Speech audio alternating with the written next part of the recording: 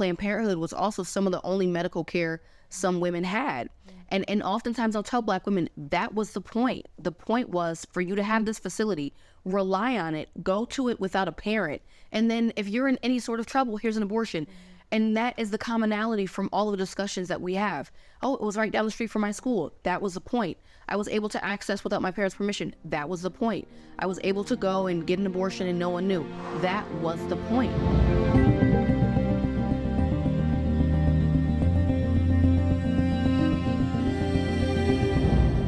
I'm so excited to be sitting down with you, Representative, because we're here in Park City at the second annual Lawmakers Summit. You have been faithfully coming. This is your second time here. You're the first youngest female representative in all of state history in Connecticut. Yes, kind of. Did I get that right? The youngest Black woman elected to the Assembly. The youngest, and the youngest Black woman in the House now. And the youngest woman in the House. So you were elected at how old? I was 27 when I was elected to the Assembly. December of 2021. That is awesome. Well, you're a superstar. You're a rising star. You've come. This is your second year to the Lawmakers Summit. It's incredible. And you're also one of the only Democrats representing here, which is something that is an opportunity. We're so happy you're here. But it's also part tragedy because we want the Democratic Party to be pro-life. Unfortunately, it's not. So I want to get into how you navigate being in one of the most pro-abortion states in the country as a pro-life Democrat. Yeah. And then also how you became pro-life, your story. So let's start with Trenee McGee. How did you become a state lawmaker? What called you into politics in the first place? Yeah, so my background's in acting and performing arts. I started acting when I was 3, when I was a little girl. And I went to college and I studied acting. Upon graduating, even prior to graduating, I started to become involved in all sorts of activities, leadership opportunities, mentorship groups, student government. And I actually remember there was a moment, and I went to a college of the liberal arts. And at this time, I didn't really understand the difference between being a liberal, being conservative. Like I didn't, I just knew what I was and I knew who I was.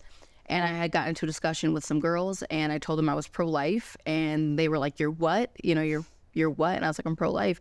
And I had never talked about it again. We all remained friends, but we never talked about it again. So upon graduating, I worked at a theater and I came very close to seeking representation for an agency, but I felt conflicted and I had never felt that way before. I had never gotten close to something I wanted and it just wasn't it. So I was like, "God, where am I to go? What do you want me to do?" And at that time, the door opened up for me to get involved locally. So I was on the city council prior to being in the House of Representatives, and I had served a term and then another term. I actually served on the city council in the House of Reps for a little bit at the same time before I had left the city council. So I kind of felt like in order for there to be the voice I wanted to hear, I had to be that voice. In order for there to, Shirley Chisholm says, if they don't make room for you at the table, bring a folding chair. And so I felt like in order for me to be in that space, to be vocal, to be an advocate, to be heard, I had to be there. And so that's sort of how I shifted into politics. So politics for you is a calling. It is, truly. It really is a calling. And I'd like to say my grandmother ran for office in the 70s and she didn't win, but she always says, I feel like I passed the baton on to you. She was like, "I never knew any of my grandchildren would be involved in politics." So it's sort of like service is definitely in my blood. We would raise money for families in need. My grandmother would bring mammogram trucks to inner city communities for women to be aware of breast cancer, all the challenges with breast cancer. We would buy gifts for Christmas and give to families. So service is truly in my blood. So it kind of comes innately, especially being in politics because it's service. Okay, so how did you become so pro-life? Yeah, I always knew I was pro-life. And actually, I don't remember there being a time where my parents in home were like, "This is abortion and it's wrong." But because there was so much emphasis on the value of life, my parents really truly emphasized the value of life, our lives towards each other. Like there were some language we couldn't say. Like we couldn't say, "I hate you." My mom would say, "When you say you hate someone, you don't want them to live." And I know that was extreme, but to this day, I don't say "I hate you" because it rings in my mind, I don't want that person to die. So I just grew up in a home where my parents really instilled the value of life more abundantly, how honored it was to be alive. For Christmas, we would get gifts and my mom would call them grace and mercy gifts. And we were like, well, why do we have grace and mercy gifts? We were cut this year. And she was like, because God has grace and mercy on us. So that was just sort of in me. And when I began to do research into the abortion industry, there was no way I could be silent on it. And I actually remember walking to college in New York, because that's where I went to school. And there were always young women on the streets from with note cards and clipboards from Planned Parenthood. And they would only stop the Black women. And I will never forget, I was stopped one day and I told the young woman I'm pro-life. And it was like she shattered. She just couldn't believe it. And I had gotten very involved in protesting Eric Gardner's murder because I was in college in New York.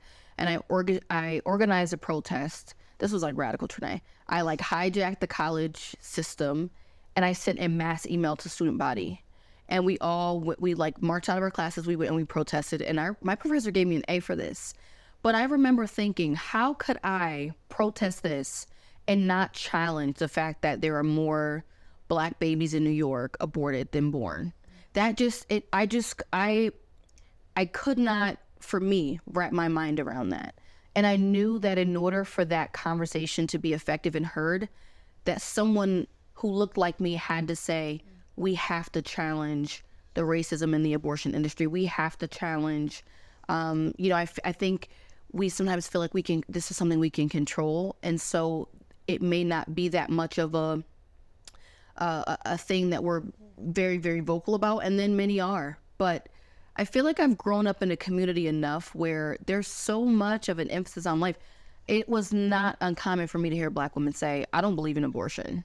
We don't know I kept my child. I don't believe in abortion. Very common statement. See, there's no media representation of that. No. I mean, the media representation, because the media is so pro-abortion, is that if you're minority, if you're a woman, then you are somehow always pro-abortion, and it's just a lie. And obviously you shatter those stereotypes.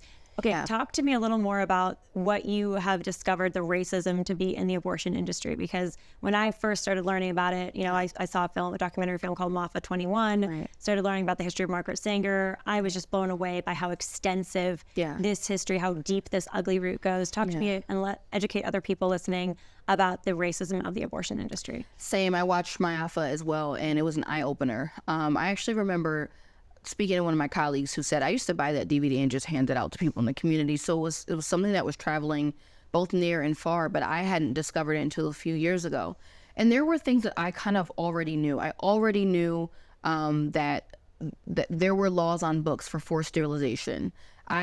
It's not uncommon for you to hear as a Black woman, another woman say, like, I was sterilized. I know so many women who were sterilized. I know women who were sterilized after having received abortions, multiple women. And so for me, it was research, but also I think at the forefront of that was my passion for civil rights. A lot of my passion for racial justice really encouraged me. I think it pushed me even more to be vocal against the abortion industry. And I think because, like I sort of said, something like police brutality, for example, versus like abortion. Abortion is something I think people feel like that they can control. This is a decision I make. I don't make a decision to face, to experience these things, but at the core and at the root, it is extremely racist, extremely vile, and the premise of it has always been get into your community, establish a relationship with you so that you can trust me, come to these facilities, because Planned Parenthood was also some of the only medical care some women had. And oftentimes I'll tell Black women that was the point. The point was for you to have this facility, rely on it, go to it without a parent. And then if you're in any sort of trouble, here's an abortion. And that is the commonality from all of the discussions that we have. Oh, it was right down the street from my school. That was the point. I was able to access without my parents' permission. That was the point. I was able to go and get an abortion and no one knew. That was the point. But it was also to establish this. It's like fast food. We care about you, but in fact, here's all of the things that we're putting in the food that's making your body terrible. And we establish this handhold relationship with you where we want you to know we're here for you, but in turn, we're actually there to ravage and destroy your community. And that was just something that I could not support, get behind, be proud of. If I advocate for racial justice in other areas, if I'm advocating for equity, and I mean true equity, not the equity and access have become these sort of masks for people to stand behind and say they're not, like, that they're open to other people. But the reality is I stand for true equity. And if I stand for true equity, that means that I am advocating for resources that empower women to choose life, that empower families to choose life, to understand the significance of life, and that we don't have the say to determine whether or not a person lives or dies. And so when I was protesting Eric Gardner's murder, I thought about all of the babies murdered in the womb who don't have that sort of protest, who don't have that sort of support. And it for me, it was just, I almost, a little bit of me was like, there's a life is a life is a life, and there's sort of no difference. Here's a person who gets a chance at life. Here's a person who never has a chance at life. And innately we are saying your personhood doesn't even matter. Who you are doesn't matter. And because of the circumstances that you're born into, because you're poor, because you've experienced these different things, you don't have a chance at life. It actually works in opposition to me of any woman's empowerment and liberty that I think our country should really be standing for. And it's a bit elitist. It's to say that you don't deserve to parent because you don't have the resources. Right. Instead of solving that problem of let's find resources and help people who are struggling economically or whatever it is, it's like, well, let's kill. You should kill your child. Right. Which is obviously a human rights abuse, and it's also a sick way to deal with poverty. It's like, it is. Kill the poor. It is. Or kill the people that are hurting. Right. Okay. So what does it look like to be a pro-life Democrat? So a lot of people who are pro-life are upset with the Democrats because their platform is so pro-abortion. It's through all 9 months. The official platform of the Democratic Party is no abortion restrictions. And taxpayer funding for abortion. And enshrining into law total abortion liberalization. So that's obviously... They say abortion full stop. Abortion full stop. So that's obviously completely opposed to where you stand. You stand for protection of these kids. How do you reconcile that? How do you operate as a pro-life Democrat? Yeah, it's difficult. I think what helps is I've always been different. Being a quirky, artistic kid, it sort of prepares you to be in a space and for someone to say, I don't agree with you, or to have a different belief. I feel like I'm used to being kind of like a unicorn. So in this space, it's given me the opportunity, though, to sort of combine all my intersectionalities. I'm young, I'm Black, I'm a woman, I'm pro-life, I love the arts, I love all these different things. Let's have a conversation, because maybe from this, I can learn from you and you can learn from me. And it has leveraged me into a space of really educating people that I don't think would have ever had the opportunity to learn about the abortion industry prior to having conversations with them. And I've seen hearts and minds changed, and it's been tremendous. I also believe that there are a lot of people who, even if they don't fully, stand on the pro-life platform, they understand and respect the sanctity of life, but don't have the courage to say it. And there's a lot of that. There's a lot of people who truly lack courage. So my experience so far has been, I have my community. I have my community of mentors that I'm able to go to, that have come knock doors with me, that come and support me. My constituents, I've had constituents say, I haven't voted for a Democrat in 30 years, but you're the first, because your opponent, who's a Republican, is very pro-choice. It has really, I think, opened up a door in conversation to a whole different perspective and point of view. But I've also seen a lot of racism on both sides. I experience racism on the liberal side as well. And so that's why I say it's these points of views and perspectives, or your beliefs, are not owned by one political group or ideology when you're in a space, and the experience that you're experiencing may actually be from your side. So I do want to shout out my colleagues who have been extremely supportive, but it has been very difficult, because I think I am the mask, like I am the image that they've used for so long to say we need abortion. Young Black women, young millennial women, it is such an insult. Their careers are far more important, or Black women need access to this. Black and brown, that's actually what really started me in this conversation, to be vocal about it, was to see so many white women say Black and brown women lack access to abortion. And I'm like, where and when? The clinics are in our communities. As far as grants to start a business, maybe resources, but abortion, you will never hear a young Black woman say, I lack access to abortion. They know exactly where to go. And so that really pushed me, and I think it really brought some of my colleagues together. So I mean, I've had colleagues who voted with me since the day I came in, and they have not changed their votes. Wow. Colleagues that identify as pro-choice, but they're voting pro-life? Yeah, who are Democrats. So that's why it's just relationship, and it's conversation, and it's enlightenment. And it has to begin somewhere. I think sometimes we expect things from people we don't have relationship with. And so relationship is super important. And we're in this time, I believe, we're in this time and season where people are so open to the truth. That's why all these conspiracy theories exist, because they know they've lacked truth for so long. And so we're in the space of reading, being educated, being empowered by education, and then really changing the narrative around what it is we've been taught. How do we get the Democratic Party ultimately? I mean, I think you're a rising star in this. How do we get the Democratic Party to change? Yeah. I think it's possible. I think it's possible in our lifetime. Yeah. I think we can abolish abortion in America. I think we can do it in every blue state in the country over time. How do you see that vision becoming a reality? I truly believe it really begins with one thing. There's several, but young women today are being educated. Millennial marriages are increasing, I believe, by 30%. Black women are more educated by race and gender. Those statistics are very important to me because there's this notion that you can't have success or you can't be in a position of power or authority and have a family, have children. And so I do think part of that is creating policies around maternal health, both pre and postpartum.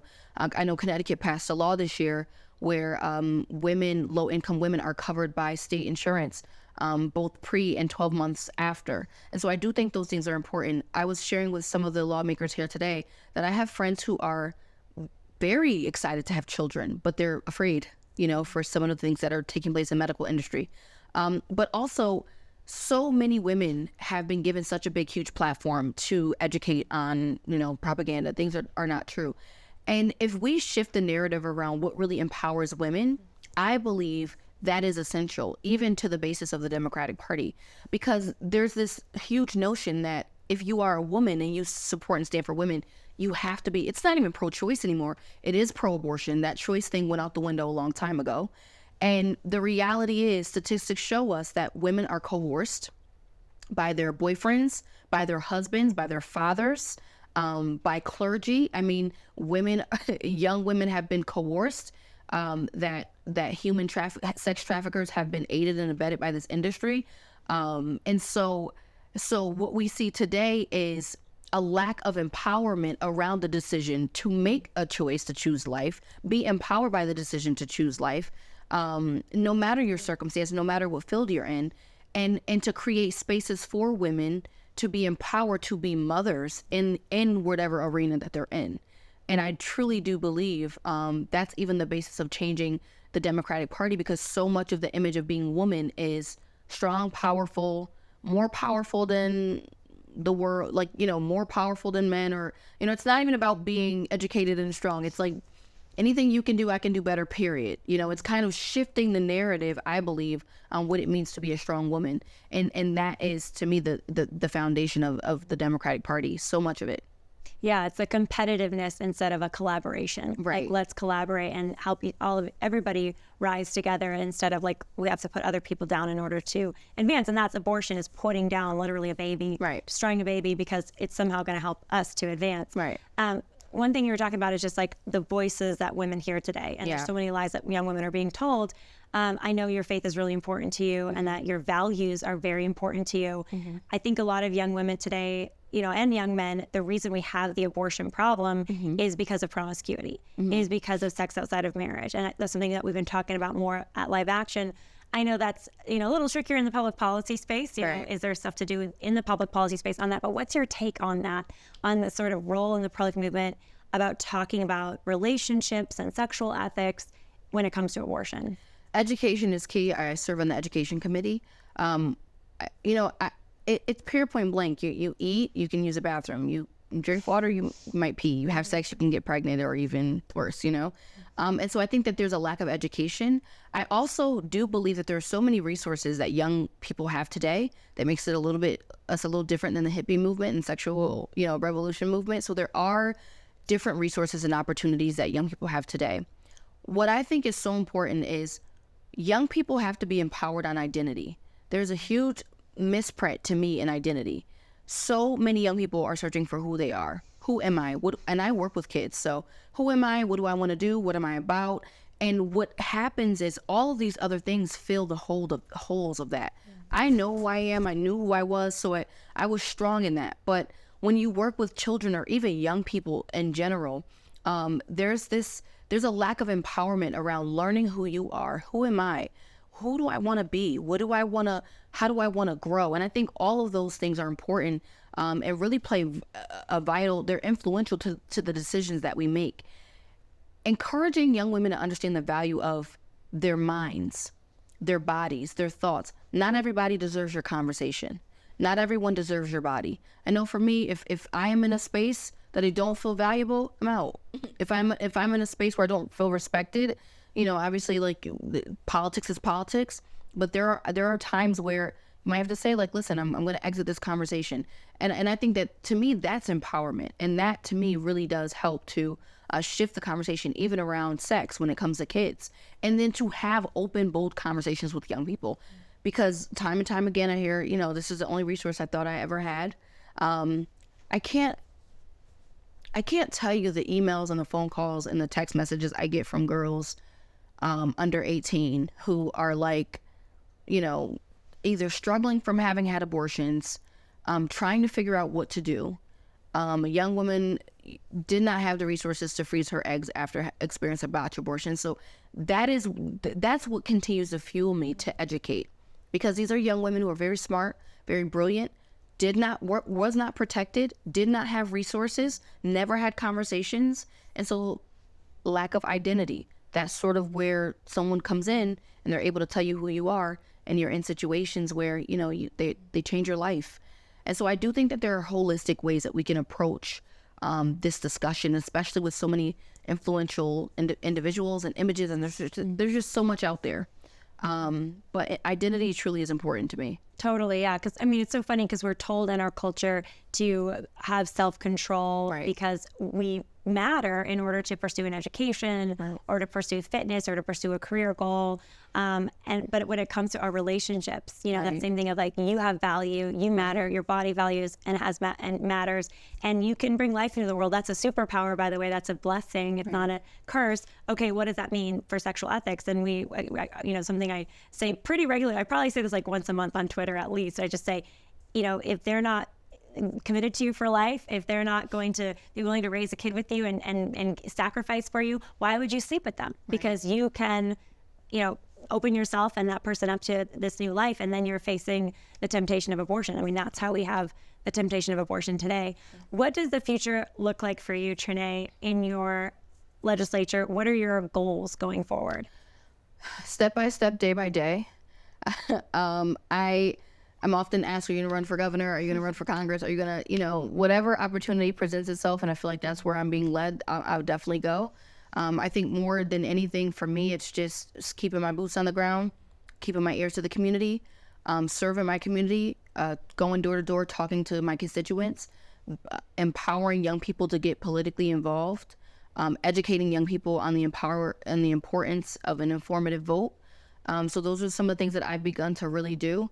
One of the things I'm really passionate about is maternal health, passing great laws. We passed a law this year to certify birthing centers. So we're doing some really great work around that, really great bipartisan work around that. The Women's Bipartisan Caucus is doing some great work around that as well. So those are things that are really important to me. A million millennial women become moms every year. We see cases like Tori Bowie and Allison Felix and Serena Williams. And so I just really want to shift the narrative even around maternal health. And then also, too, one of my first bills that I passed this year was a theater tax credit bill for producers who want to come into the state of Connecticut and produce a show. And so I think what's so important to me is there are many things that I advocate for that I really love to do. And that was how I got people to vote for me is there are times where my constituents will say, the passion that you have for life, like, there's just no way I can avoid that. There's no way that I can not vote for that. I have to vote for you because I know if you're that passionate, you'll be passionate about me. You'll be passionate about my family. I've had constituents say, we love that you're preventing things for our children, you know, so, or that you're engaging in all these different discussions. And so that's sort of where I am, that those are the steps that I'm taking. And then we'll see what the future holds. Who knows? Okay, and last question. How do we advance the pro-life agenda? So legal protections for children. In Connecticut, abortion is legal through into the 3rd trimester. How do we advance legal protections There's no parental for notification children? laws. Yeah, as we also improve more maternal health care and, you know, empowering mothers and families. I think a large part of what we have to really begin to do is be okay with being challenged. And I pray against my prejudices all the time, but really release emotional commitments to our prejudices, because we're moving into a completely different generation where at the forefront of what's important to them, for example, is like climate change. It's not even like abortion per se, right? But when we have these discussions and we start to engage in these conversations, I realize that sometimes we do a disservice when we believe that everyone who may be on the pro-life platform thinks the same. And when we begin to use all of our different ways of beliefs or thinking in uniting that, I think we have a greater grasp on the future of what this looks like. I love to say I'm solidly pro-life. I love to say I'm whole life as well. I love to say from the womb to the tomb. For me, it's protecting and sustaining life. And so economically, even putting in perspective the steps and the mobility that we have to move forward with, I haven't been able to walk into certain spaces and say, I'm pro-life. But I'll say, I'm whole life, I'm from the womb to the tomb, and this is what it means. It starts in the womb, because if we don't protect those in the womb, then how will we care for one another? And this is what it looks like to the tomb. And so I've had people say, even young people, like, I think I could get with that. I can get with behind that. And so the movement, I believe, is moving into a direction where so many people feel empowered to say, I'm pro-life, from all walks of life. And we have to be okay with that and give people grace the same way God does, because the pro-choice movement has found a space for everyone. Well, except every pro-life woman in America. Well, right. The National Organization for Women. Yeah. Right? Their name is National Organization for Women. Right. And they're hardcore pro-abortion. Right. Where's the room for me or for you at their table? There's no space there. Exactly. So I'll be specific. Like a pro-choice organization that is specifically pro-choice and doesn't say we're for everyone, you know, they have tried to find spaces for everyone who's in that movement. And I think we have to figure out a space for everyone in our movement, even if we don't see it eye to eye on all issues, especially if it's about protecting life. Yes, because our fight is not partisan in the end. Right. It's above and beyond politics. It's a human rights fight, and I look forward to the day when you've persuaded all your colleagues and we've changed the face of Connecticut and the rest of the country on this. Thank you for your leadership, Trenee. Of course. Thank you so much. Thank you for having me. Thank you.